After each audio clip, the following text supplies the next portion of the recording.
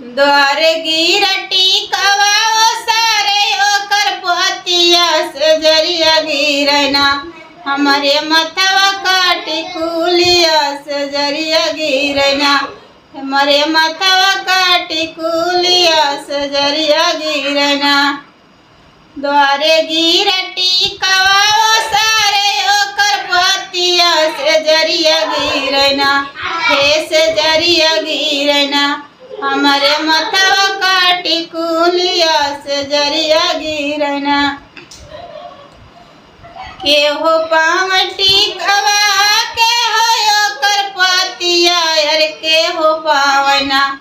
अरे के हो पावना हमारे मथवा काटी कुलिया के हो पावना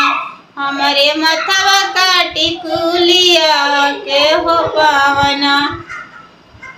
सासु पावटी कवा नदिया ओकर पतिया सैया हो पावना हमारे मथवा काटी कुलिया सैया हो पावना सासु पावटी कवा नदिया ओकर पतिया सजनवा पावना अरे सजनवा पावना हमारे मथवा काटी कुलिया सजनवा पावना कैसे लेबू कंगना कैसे हो लेबू पतिया कैसे हो लेबू ना अपने मथवा काटी कुलिया कैसे हो लेबू ना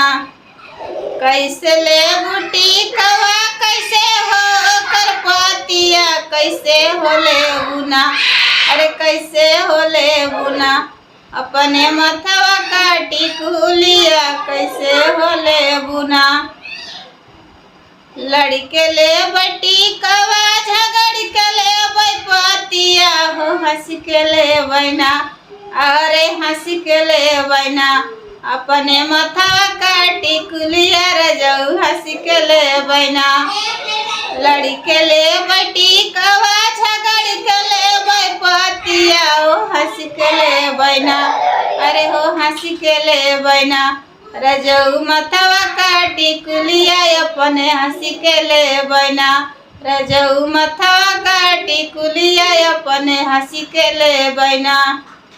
हेलो फ्रेंड नमस्कार, कैसा लगा तो आप लोग जरूर कमेंट करके बताइएगा